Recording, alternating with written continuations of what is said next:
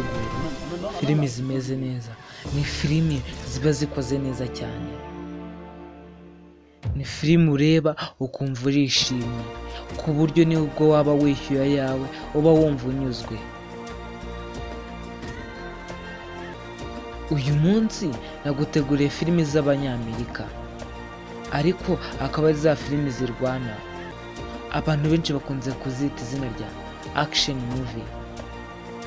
Ni za filimi ziba zirimo igikorwa.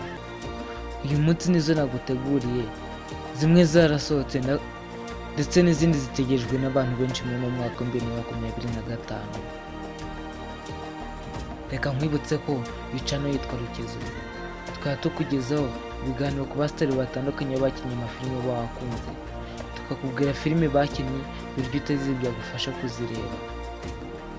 Niba wumva uri interested ko twajya tubana, kanda subscribe maze ufungure inzogera kugira ngo udacibwa n'ibiganiro tukugezaho umunsi ku wundi. Kandi nawe wakanze subscribe uri umuntu w'agaciro kuri twe. Reka twirebere filime za action zakorewe muri sinema z'Abanyamerika zizasohoka muri uno mwaka wa 2025.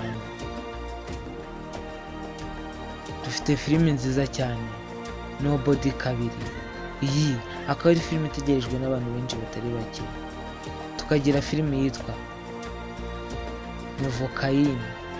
Iyi nayo ni filime nziza cyane ukwiye kureba. Zootopia 2, Life of a Unicorn, The Naked Gun,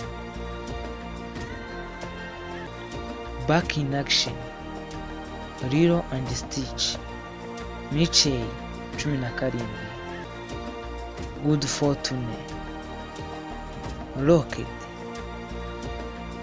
Now You See Me, Lost Brief, The Bride, Cleaner, Ballerina, A Working Man, Mission Impossible. Iyi ni finali yayo, The Accountant 2.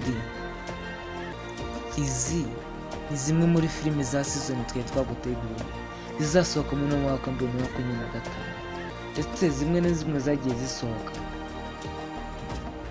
Icyo ngusaba ni ukugumana natwe ugakanda subscribe, kuko tugenda tuba-updatinga kuri filime zigiye zisohoka kandi ziba zitegerejwe n'abantu benshi. Hamagara Gustave niko nitwa. Ciao ciao, hasta la vista.